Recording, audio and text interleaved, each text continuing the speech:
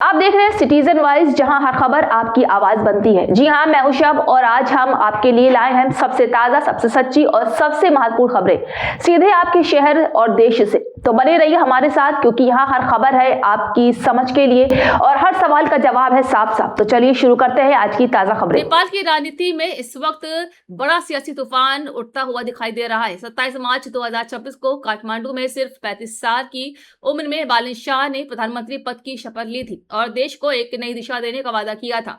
युवा चेहरा, नई सोच और सिस्टम को बदलने के इरादे के साथ आए बालन शाह ने शुरुआत से ही ऐसे फैसले लिए जिन्होंने पूरे नेपाल में एक नई उम्मीद जगा दी। खासकर युवाओं और जेन जेड के बीच उनका जबरदस्त क्रेज देखने को मिला है। प्रधानमंत्री बनने के बाद बालन शाह ने भ्रष्टाचार के खिलाफ सख्त रुख अपनाया। उन्होंने सरकारी सिस्टम को पारदर्शिता लाने के लिए डिजिटल गवर्नेंस को बढ़ावा दिया और कई पुराने नियमों को खत्म करने की दिशा में कदम उठाए।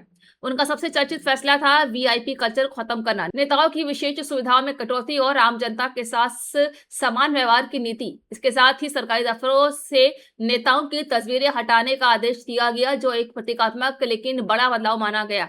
बालन शाह ने शिक्षा और प्रशासन में भी बड़े सुधारों की कोशिश की है।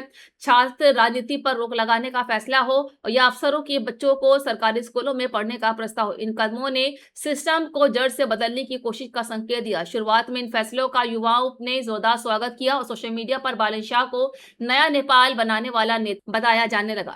लेकिन अब सिर्फ 30 दिनों के भीतर तस्वीर बदलती नजर आ रही है। जिस सरकार को बदलाव की मिसाल माना जा रहा था, वही अब संकट में घिरती दिख रही है। सरकार के 2 मंत्रियों ने के अचानक इस्तीफे ने कई बड़े सवाल खड़े कर दिए हैं। इन इस्तीफों के पीछे एक अंदरूनी मतभेद है या सरकार के फैसलों को लेकर असहमति, इस पर सस्पेंस बना हुआ है। इसके साथ ही बालन शाह के कुछ फैसलों के खिलाफ विरोध भी तेज हो गया है। जिन नीतियों को शुरुआत में क्रांतिकारी बताया जा रहा था, अब वही कुछ वर्गों के लिए विवाद का कारण बन गया है। छात्र राजनीति पर रोक को लेकर छात्र संगठन ने सड़कों पर प्रदर्शन शुरू कर दिया है और वहीं सरकारी सिस्टम में अचानक बदलाव से असंतुष्ट लोग खुलकर सामने आ रहे हैं। सबसे दिलचस्प बात यह है कि जो युवा पहले बालन शाह के सबसे बड़े समर्थक थे, वो उन्हीं में से कुछ सड़कों पर उतरकर विरोध कर रहे हैं। सोशल मीडिया पर भी माहौल बदलता दिख रहा है। जहां पहले समर्थन की लहर थी, अब सवाल और आलोचना बढ़ने लगी है। विशेषज्ञों का मानना है कि बालन शाह की तेजी से फैलने वाली शैली उनकी सबसे बड़ी ताकत और कमजोरी दोनों बन सकती है। जहां एक तरफ वो सिस्टम